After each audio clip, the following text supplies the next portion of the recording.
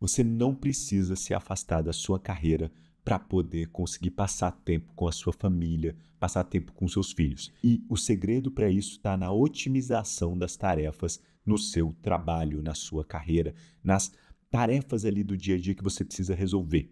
Se você tem aí 8 horas de trabalho e está trabalhando 9, 10, 11, 12 horas, você é uma pessoa sem tempo. Então, o que a gente precisa fazer é organizar esse tempo que você tem para que você seja altamente produtivo nele.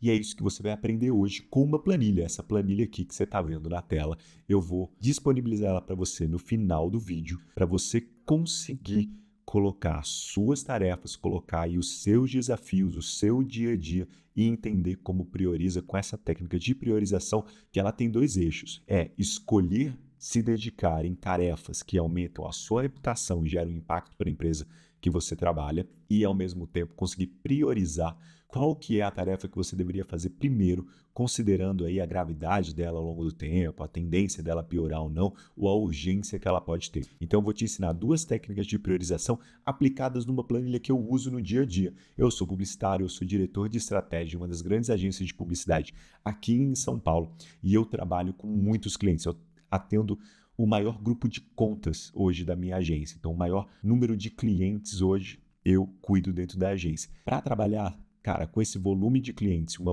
e uma volumetria de demandas tão grande, eu preciso aprender a gerir, priorizar e trabalhar muito com a minha equipe, além de saber muito bem o que eu estou fazendo no dia a dia. E eu sei que você sabe o que você está fazendo no seu dia a dia e o seu desafio é se tornar mais eficiente no dia a dia para poder conseguir ter tempo para você, para as suas tarefas domésticas, para os seus hobbies, quiçá para os seus filhos, para a sua esposa, para o seu esposo, seja lá o que você deveria estar fazendo, vivendo a sua vida além do trabalho, tá bom? Então, apresentações feitas, vamos direto aqui para o conteúdo. Eu quero te ensinar essa matriz, que eu chamo ela carinhosamente de matriz SDTA, porque isso tem total conexão com o método que eu ensino para os meus alunos, com a forma com quem eu trabalho aqui quando eu estou dando aula, tá bom? Mas eu não vou falar disso agora, eu vou te ensinar a como usar essa planilha.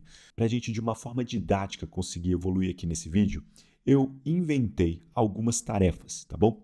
Então, essas tarefas aqui são tarefas aleatórias que podem ter a ver com a sua vida, com a minha vida, com a vida de uma outra pessoa qualquer. A ideia é você colocar as suas tarefas aqui, mas, gente, a fins didáticos, vamos simular essas tarefas aqui, mas você vai entender a ideia principal dessa planilha agora. Vamos considerar que no seu dia a dia você tenha que conquistar novos clientes, fazer uma reunião de planejamento, tem que planejar aí o que o seu departamento, a sua empresa deve fazer no próximo ano. Você precisa treinar a sua equipe, o seu time, você precisa enviar um e-mail motivacional parabenizando as pessoas pelo cumprimento das últimas metas ou algo parecido. Você tem que fazer a avaliação de desempenho dos seus funcionários. Você tem que se preparar para a revisão do compliance do departamento. Você tem que emitir algumas notas fiscais.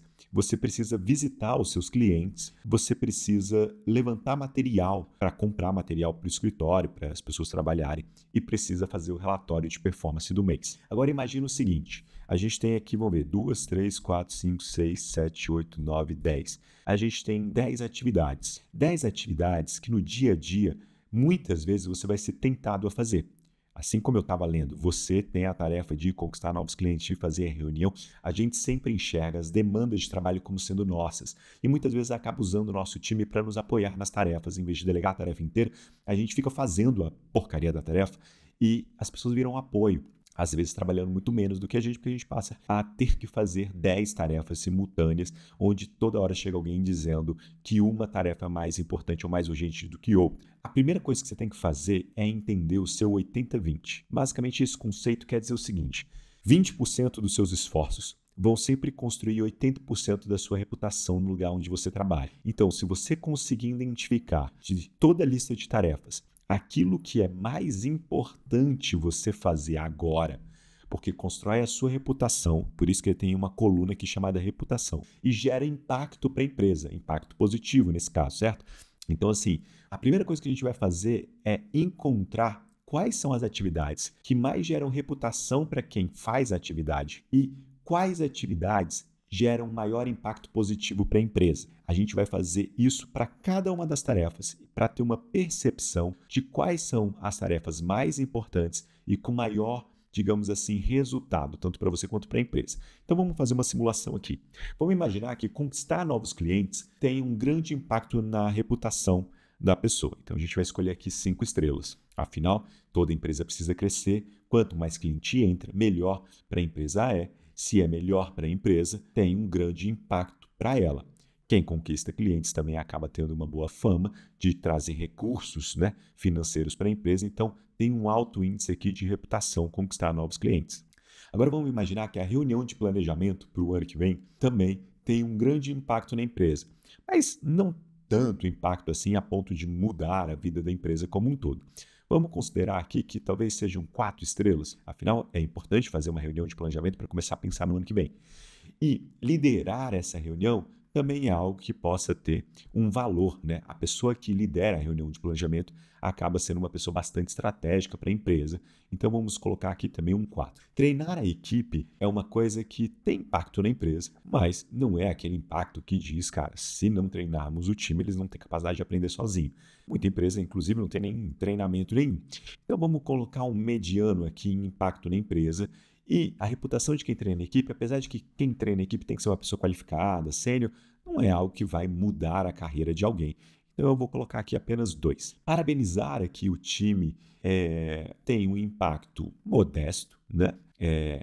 As pessoas ficam felizes de serem parabenizadas, mas não quer dizer também que vai mudar o resultado da companhia por causa disso. Sendo assim, quem manda esse e-mail também acredito que não tenha lá uma grande reputação por ter mandado um e-mail de parabéns. A avaliação de desempenho é uma coisa que geralmente só um gestor pode fazer, então também aqui uma reputação alta. Você precisa ter uma boa... Como é o gestor que geralmente faz, acaba que um gestor que não avalia uma equipe fica com uma péssima reputação para a equipe, certo? Então, se você é um gestor que dá feedback, que vê o desempenho da equipe, você tem uma boa reputação. Da mesma forma, é algo que ajuda no desempenho das pessoas, mas também não transforma a vida da empresa como um todo. Revisão do compliance, preparar o departamento de compliance, também acredito que não seja algo que traga uma reputação para quem o faz, apesar de ter um impacto relevante, na vida da companhia.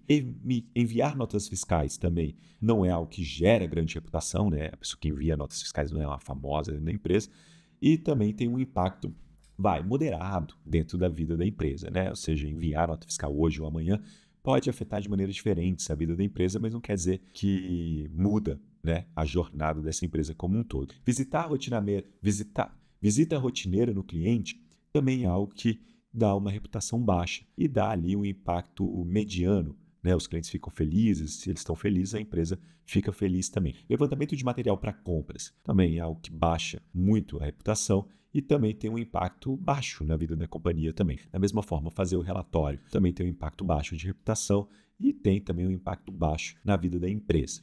Agora que a gente conseguiu delimitar a força de reputação e impacto de cada tarefa, a gente consegue avaliar o quanto que a tarefa contribui com a percepção da sua pessoa dentro da companhia.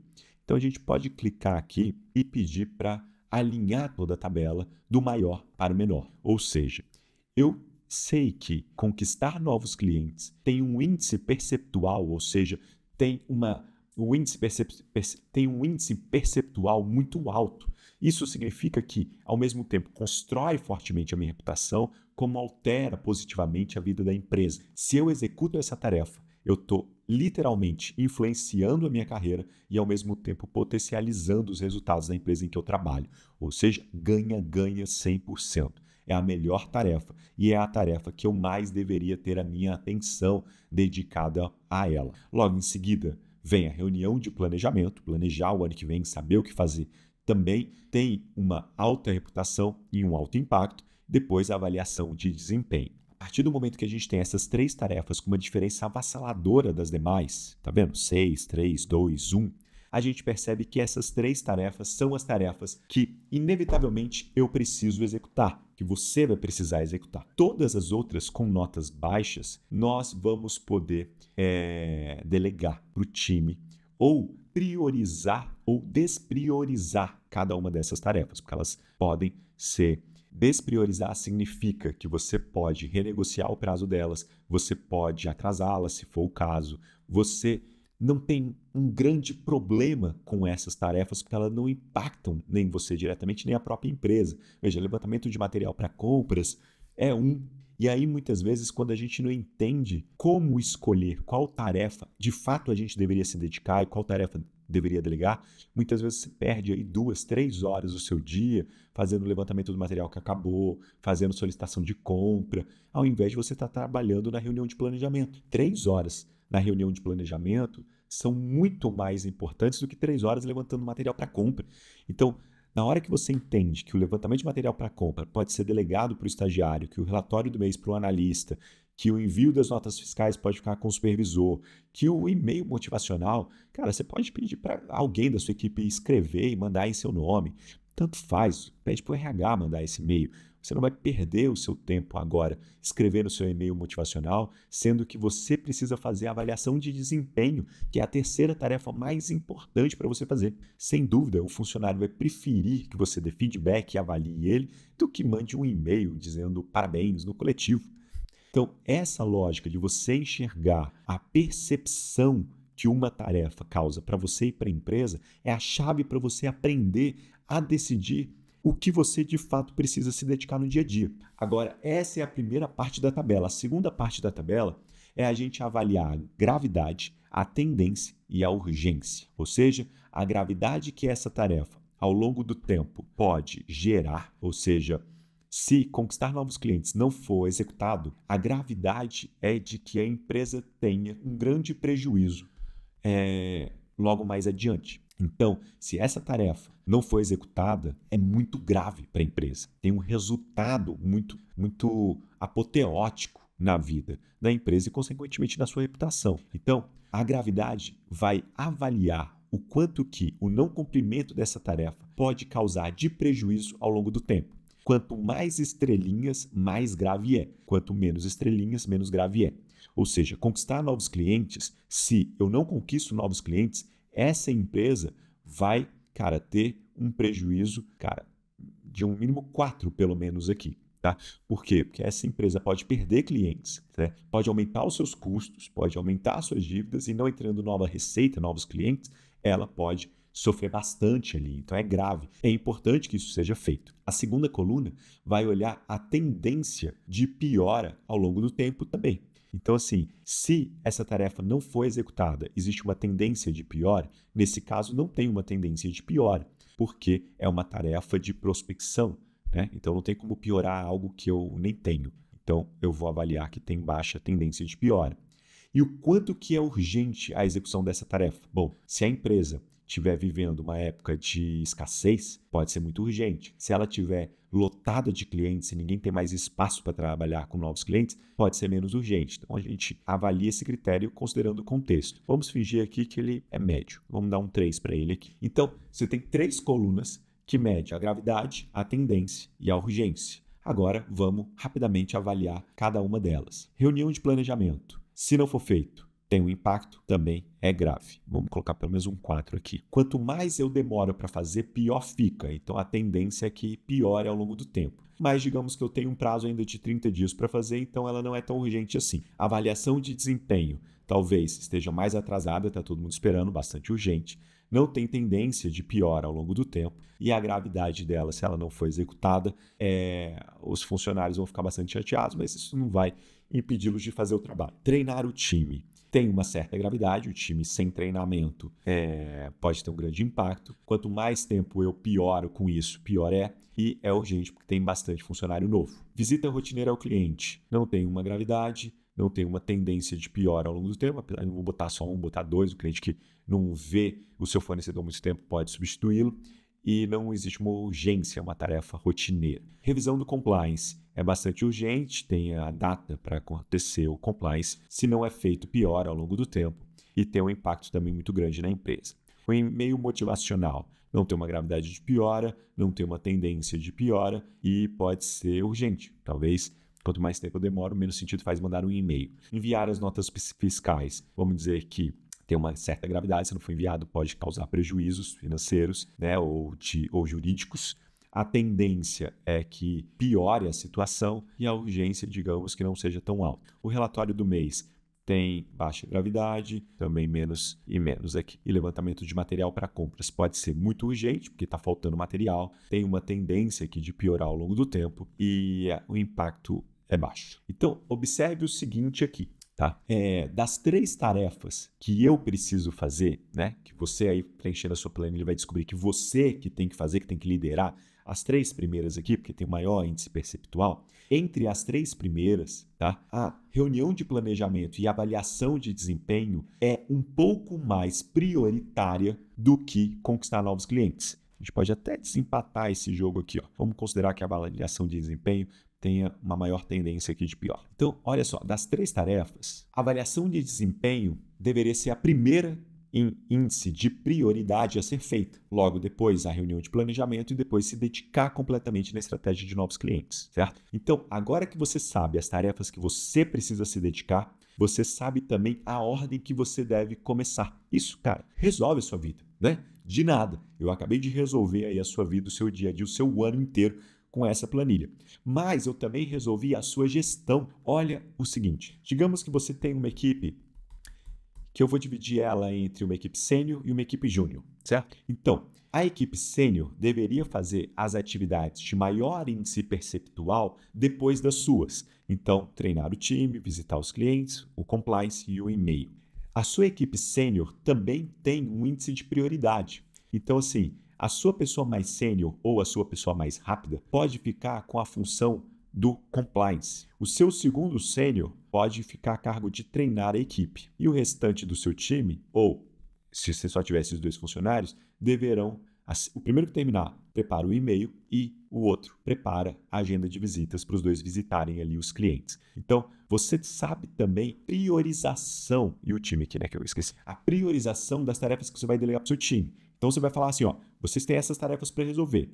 O compliance tem um dia para acontecer e tem um impacto muito importante. Eu quero isso na minha mesa com prioridade. Depois disso, eu quero que o time júnior seja treinado, então se dediquem a isso e, no paralelo, marquem as agendas com os clientes e preparem aquele e-mail dando parabéns para o time de vendas. Pronto, acabou. Você fez a sua gestão, priorização, a direção do seu time de base. Depois, o seu time júnior, seu estagiário, seus analistas, também tem aqui uma ordem de priorização. Você vai colocar ali o júnior principal, mais agilizadozinho, digamos assim, para fazer o levantamento do material, os demais para olhar as notas fiscais e fazer o relatório do mês com calma. Então, com a planilha de priorização, considerando esses 2 eixos, que é a nossa matriz SDTA, você consegue enxergar aquilo que você vai se dedicar e aquilo que você vai delegar. E a ordem que você vai executar cada demanda ou o esforço que você vai dar para cada demanda, tá bom?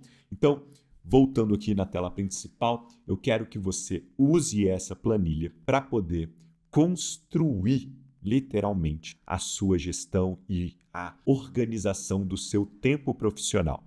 Se você quer crescer na carreira sem se afastar de casa, é possível, mas você precisa melhorar a gestão do seu tempo na carreira para que haja tempo em casa. Senão, um acaba canibalizando o outro. E quando um canibaliza o outro, sua vida entra em desequilíbrio e não há nenhuma vitória em uma vida desequilibrada. Beleza? Então, me conta aí como você está planejando usar essa planilha e caso você tenha interesse de usá-la, me escreve aí nos comentários que eu vou mandar o link aí para vocês ou colocar o link aí na descrição do vídeo, beleza? Então, muito obrigado por ter acompanhado até aqui. Eu te desejo toda a sorte do mundo em gerir as suas tarefas e reorganizar o seu tempo e usá-lo de maneira intencional. Até a próxima!